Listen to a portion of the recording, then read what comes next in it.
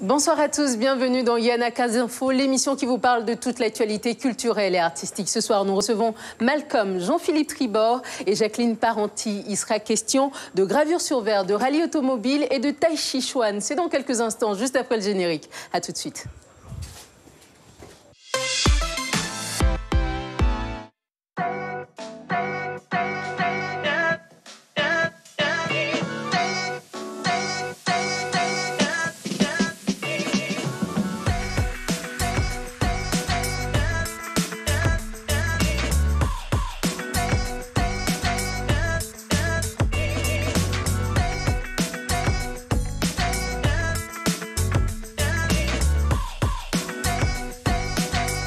Bonsoir à tous, bienvenue dans Yana Casinfo, l'émission qui vous parle de toute l'actualité culturelle et artistique et bien plus encore.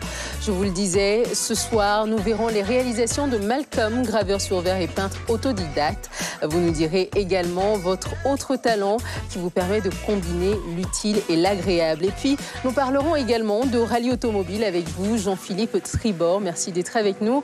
Vous nous direz comment s'organise la course auto prévue ce week-end dans le cadre du Cinamo Vassina Marie. Enfin, Jacqueline Parenti, vous êtes avec nous, vice-championne d'Europe de Tai Chi Chuan. Vous nous montrerez comment cet art martial se combine à notre vie quotidienne avec des ateliers à venir à Saint-Laurent-du-Maroni. Merci à vous trois d'être sur ce plateau ce soir.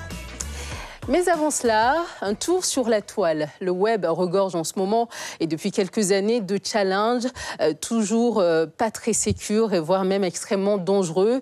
Le Kiki Challenge, lancé durant ses vacances par le chanteur Drake, a fait le buzz avec des centaines de milliers d'internautes qui se sont filmés en train de descendre d'une voiture en marche pour danser sur la route, la portière ouverte. C'est sûr que c'est pas très sécure, mais est-ce que vous avez déjà vu les dérives de ce challenge? Kiki Challenge. Oui, j'en ai déjà vu. Vous en avez vu? Il y a eu pas mal de gamelles, hein, des belles. Hein. Ah, on va en voir quelques-unes là tout de suite en images, on regarde.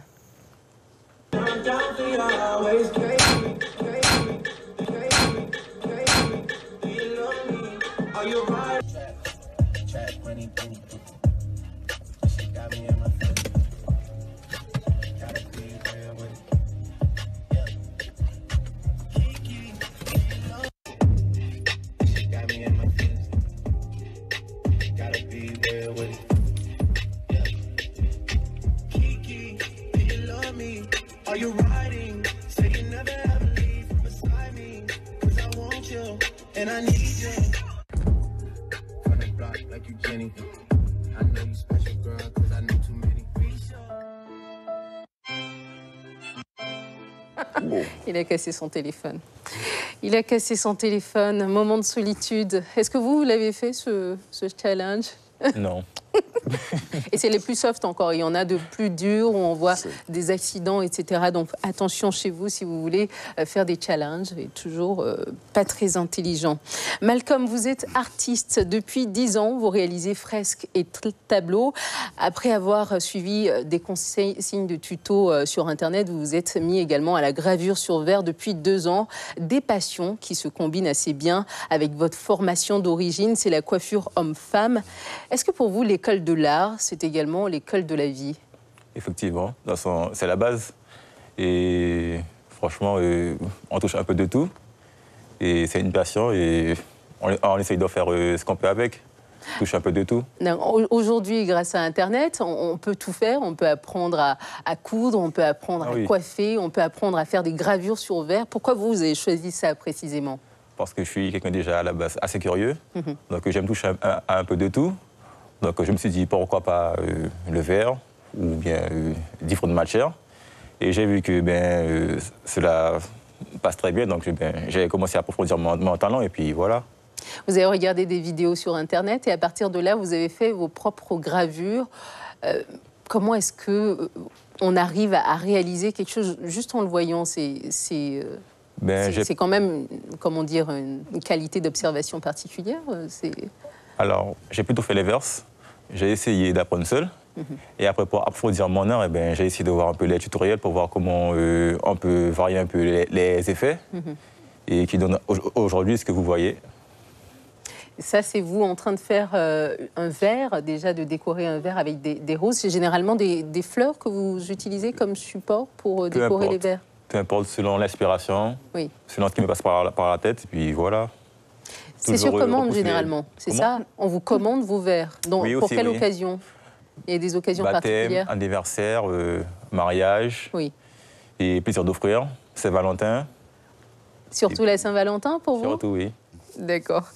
On retrouve la même pâte lorsque vous réalisez des peintures, la même pâte de l'artiste. Vous utilisez le système des pochoirs avec des bombes de peinture pour faire les différentes peintures que l'on voit toutes dans la salle en ce moment. Parlez-nous un peu de comment vous êtes arrivé à cette peinture.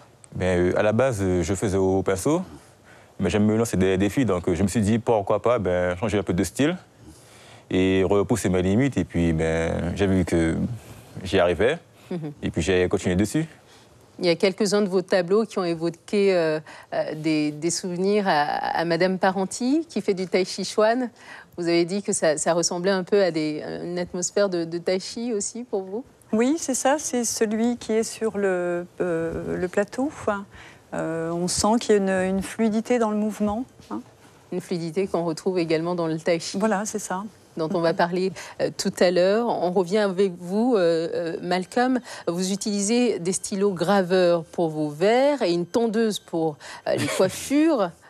Finalement, les outils sont différents, mais l'inspiration est la même. D'où elle vous vient? La main est la même. Donc, tout est là. Toujours relancer les défis, les challenges, et puis voir jusqu'où on peut aller. Oui. Et comme je dis souvent, aucune limite. Oui. Et puis voilà. Vos clients réclament souvent des dessins lorsque vous les coiffez, vous faites des coiffures courtes? Oui, souvent. De toute façon, c'est à la mode. Donc, les enfants, les adultes, et même les femmes, donc voilà. C'est une coiffure qui vous dirait, Jean-Philippe Tribord, celle-là avec le M derrière? Pourquoi pas? Peut-être pas le M, mais avec un petit dessin, pourquoi pas? Oui, peut-être une automobile. Pour se mettre dans le style. Peut-être pour le rallye. Bon, il ne reste pas beaucoup de matière à traiter, sans doute, pour ce week-end, mais peut-être pour le rallye, un petit... Ouais, voilà. Je vais lui écrire un chemin. Il va faire un chemin, voilà. Il va mettre un damier. Oui, exactement. Alors, vos gravures et vos tableaux sont en ce moment en exposition au centre, donc à l'Office de tourisme de Cayenne jusqu'au 28 septembre. Est-ce que c'est votre première exposition du genre? Oui, c'est la première, mais je pense que ce ne sera pas non plus la dernière. Pourquoi? Vous comptez exposer... Il y a d'autres projets.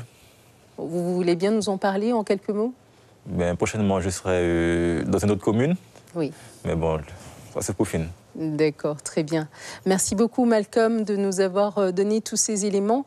Nous avons parlé de peinture et c'était une conversation, je trouve, très agréable. Mais vous le verrez, les portraits et les tableaux ne sont pas toujours de bon augure. On va le voir notamment avec ce film, dans ce scénario, quand c'est inclus dans un film comme La Nonne, la lutte sans merci entre les vivants et les damnés. Ça donne quelque chose de beaucoup plus effrayant que les tableaux qu'on vient de voir. On regarde. Bonjour. Un jour, un film, La Nonne. J'ai eu plusieurs visions quand j'étais plus jeune. Et après chacune d'elles, la même pensée restait dans ma tête. Qu'avez-vous vu? J'ai vu une nonne.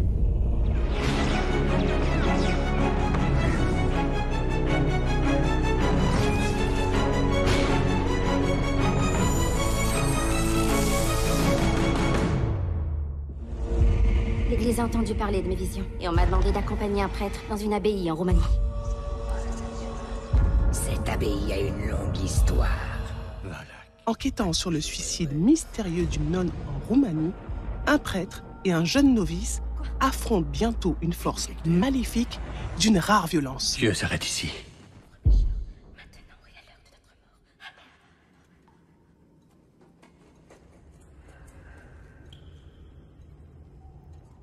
La Nonne, un film d'épouvante de Corinne Hardy avec Damien Bichir, Thaïssa Farmiga et Jonas Bloquet.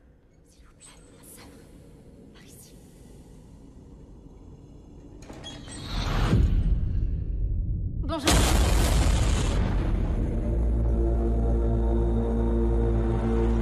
Ça fait froid dans le dos. Vous irez regarder? Ça vous dit? Non, pas vraiment. Et surtout pas durant la nuit. Hein. Moi, j'irai le regarder en journée de préférence.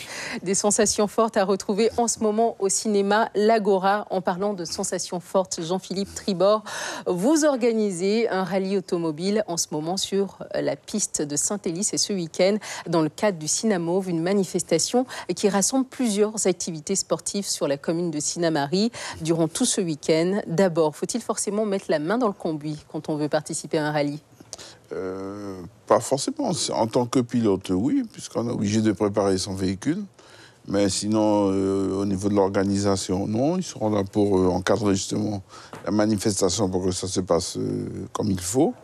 Mais les pilotes sont obligés de préparer leur véhicule pour avoir un résultat convenable.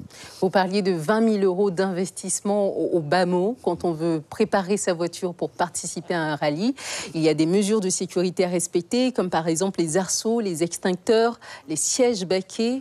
Est-ce que ces installations supplémentaires sont généralement aidées? Est-ce que, par exemple, on a des financements pour ce genre de choses? Ces financements, il faut aller les chercher, il faut démarcher des partenaires pour pouvoir s'organiser et se faire plaisir. Après, on peut avoir un investissement personnel. Je pense que tout pilote qui va lancer dans la discipline aura un investissement personnel quand même. Après, démarcher quelques partenaires pour pouvoir nous aider à améliorer le véhicule et être un peu plus performant. Jacqueline Parenti, vous nous disiez que ça aurait été un rêve pour vous de participer. 20 000 €, ça va? Non, pas vraiment, mais pourquoi pas réaliser ce rêve un jour, oui. Je ne sais pas de quelle manière, mais pourquoi pas, oui. Parce que dans le tai chi également, il y a une règle élémentaire, Oui, on regardez dans cette direction. Du regard et de l'observation. C'est vrai que nous, on travaille beaucoup le regard périphérique et l'intention dans le mouvement. Hein. Et donc le regard, l'intention du geste conduit notre mouvement. Parce qu'une règle de survie dans le rallye avec la vitesse, c'est de pouvoir regarder là où on va. Sinon on finit dans le décor. C'est-à-dire que le regard est primordial, hein, parce qu'on projette notre vue très loin pour anticiper tout ce qui peut arriver. Et où on dit où qu'on regarde, où qu'on emmène le véhicule. Si on regarde les décors, on va prendre les décors. Des fois, c'est contraire, puisque lorsqu'on sent que la voiture part, on a tendance à regarder la direction qu'elle prend vers l'herbe, mais il faut regarder la route pour pouvoir la ramener sur la route. Et c'est comme ça, dans tout sport automobile, la vue détermine la trajectoire. Dès 16 ans, on peut participer à un rallye automobile en tant que copilote. Mais pour pouvoir conduire, il faut attendre 18 ans. Voilà. Dès 16 ans, on peut faire copilote avec l'autorisation parentale, bien sûr. Mais pour pouvoir prendre le volant, il faut être licencié, avoir le permis de conduire pour pouvoir s'exprimer sur les différents tracés qui sont proposés.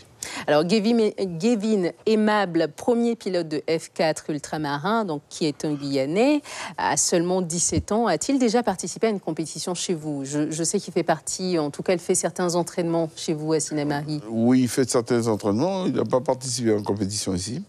Puisque, pour participer en rallye, il aurait fallu qu'il ait son permis. Pour le moment, il est en train de le passer. Là, il est maintenant passé en GT Cup. Alors, il roule sur Porsche. D'ailleurs, ce week-end, il va rouler sa deuxième course. Hein.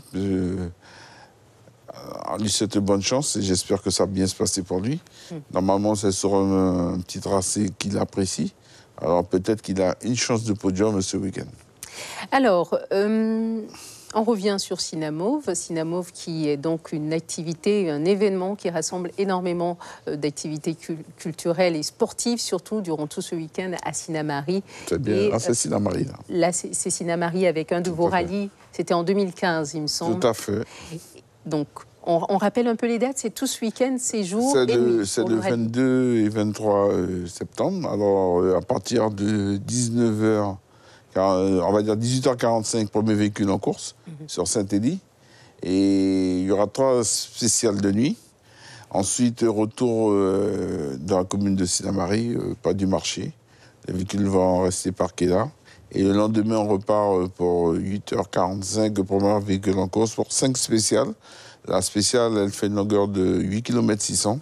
Alors, il y aura du spectacle. Les passionnés, ceux qui aiment le sport, on les invite à venir rejoindre et encourager les pilotes. Il y aura d'autres activités sportives aussi dans le Cinnamome? Ah, il y a beaucoup de choses à Cinnamome. En plus, c'est le week-end du sport à Cinnamary. Il y a plein de monde. Cinnamary, on va dire, ce week-end-là, ils font le plein, ça c'est clair. Très bien, merci. Il faut être, il aurait fallu se lever de bonne heure pour trouver une place, pour pouvoir dormir. C'est clair, il faut se lever, donc peut-être la veille pour trouver une place. Ah, peut-être avoir une chance. Mais de toute façon, il y a encore les hamacs qu'on peut dormir en plein air. Très bien. Et ça ne sera pas plus mal. Dans quelques instants, Jacqueline Parenti, merci Jean-Philippe de nous avoir donné toutes ces informations. Dans quelques instants, Jacqueline Parenti, vous nous direz comment le Tai Chi Chuan peut vous permettre de garder la forme et d'avoir une bonne santé. Mais avant cela, on fait un tour à la programmation. Ce soir à 20h05, sur Guyane la Première, Liz Stoker soupçonne de plus en plus son mari dans le tueur du lac d'être sans doute le tueur du lac. On regarde un extrait.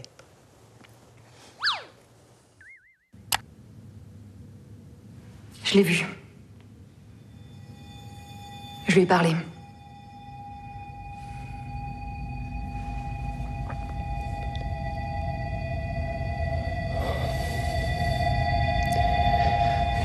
Écoute, Lise, il faut que tu me laisses t'expliquer. M'expliquer quoi? Que t'as une double vie? Comment t'as pu faire ça?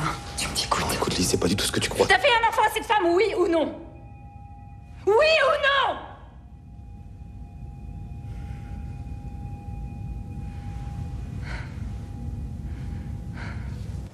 C'est une série à suivre donc ce soir à 20h05, signée Bruno Degas et Jeanne Le Guillot.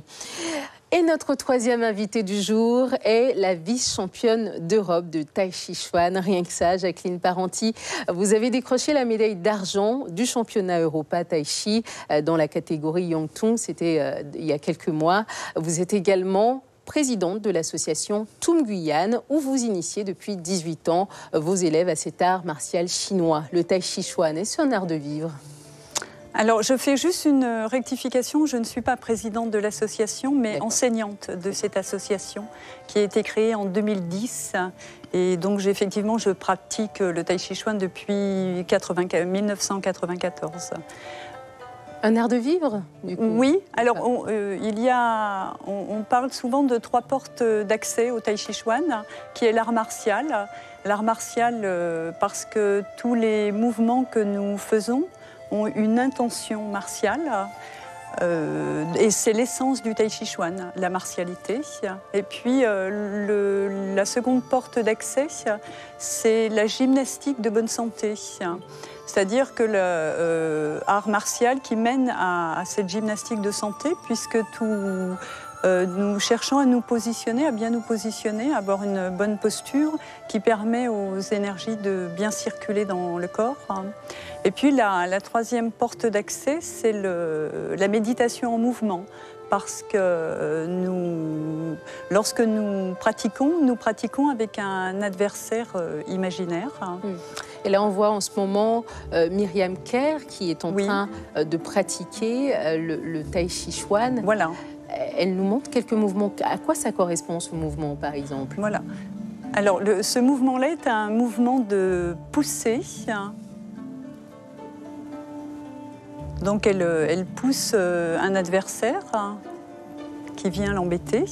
Oui. Donc, c'est un adversaire imaginaire. Alors, elle est positionnée de telle façon à ce que la poussée vienne du pied. Là, actuellement, elle fait un mouvement qu'on appelle le simple fouet. Vous allez voir, sa main droite va faire comme un fouet. Voilà.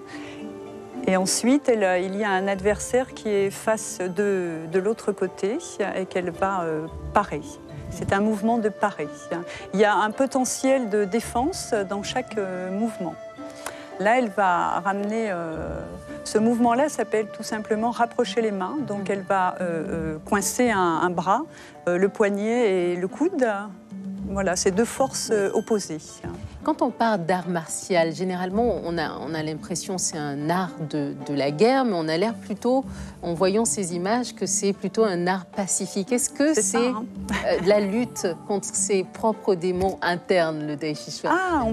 Oui, tout à fait, on peut voir ça de cette façon, hein, mais dans martialité, il y a aussi Mars, qui est l'énergie du printemps, hein, et donc les guerriers, avant d'aller à la guerre, il valait mieux qu'ils soient en bonne santé, hein, pour être efficaces. Et donc, dans cette recherche du geste juste, en fait, on est à la recherche en permanence du geste juste, c'est-à-dire de l'efficacité du mouvement qu'on va trouver à travers notre posture. C'est-à-dire, alors il y a une phrase des maîtres, hein, qui est de dire la force vient des pieds, hein, passe par les jambes et est transmise par la taille jusqu'au bout des bras. Hein. On n'est pas des Bruce Lee, hein. Donc c'est effectivement un art de vivre. Et cette posture qu'on travaille dans notre pratique, c'est une posture qu'on travaille au quotidien. Il y a 10 principes au Tai Chi Chuan qui sont 10 principes posturaux. C'est-à-dire qu'on rencontre dans la vie de tous les jours. Hein. Quand on marche, par exemple, au lieu de marcher la tête basse comme ça, le premier principe du Tai Chi Chuan, c'est garder la tête suspendue au ciel, relâcher les épaules. Oui. Donc pas marcher comme ça. On sent bien qu'en ayant cette attitude-là, oui, il y a quelque chose qui ne va pas. Donc il vaut mieux ouvrir et voilà. Et en 2014, le Tai Chi Chuan a été reconnu comme thérapie complémentaire en médecine. Oui, comment est-ce que le Tai Chi contribue à notre bonne santé? Alors, je vous l'ai dit, hein, c'est déjà une pratique millénaire. Hein, elle est de façon empirique en Chine. Puis, et en Europe, ici, ça commence petit à petit, puisque il y a le médico-sport dans lequel notre fédération a participé. Le médico-sport, c'est un outil pour les médecins pour pouvoir prescrire le sport sur ordonnance. Donc, un jour, on arrivera peut-être à ce que le sport soit remboursé aussi. Et ça ferait beaucoup moins de frais à la sécurité sociale. Si on se prend tous en main, de quelque façon que ce soit, on parle du Tai Chi Chuan, mais ça peut être la marche à pied, ça peut être des choses comme ça, hein, tout simplement. Est-ce que vous aimeriez bien pratiquer le Tai Chi Chuan, vous, Malcolm, Jean-Philippe? Pourquoi pas? Oui, ça vous donne envie, là? Ça serait une occasion d'essayer. Alors, je vous invite à venir pratiquer le dimanche après-midi. Nous sommes au Jardin botanique, tous les dimanches après-midi jusqu'à la fin de la saison sèche, de 17h à 18h. Et des événements également prévus ce week-end, des stages à Saint-Laurent-du-Maroni pour pratiquer. Parlez-nous un peu de cet événement rapidement. Oui, alors je vais animer un stage à Saint-Laurent puisque je forme actuellement une enseignante sur place et donc il y aura des cours maintenant réguliers à Saint-Laurent. Et donc je vais démarrer ces cours.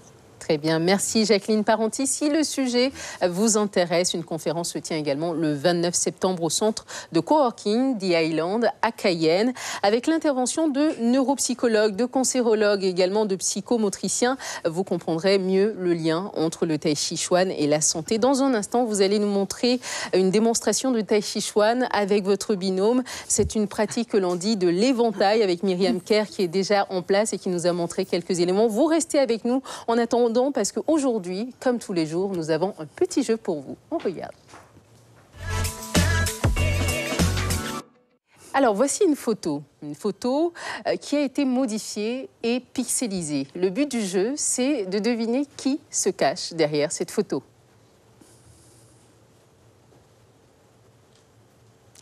Voilà. C'est quelqu'un que l'on connaît très très bien.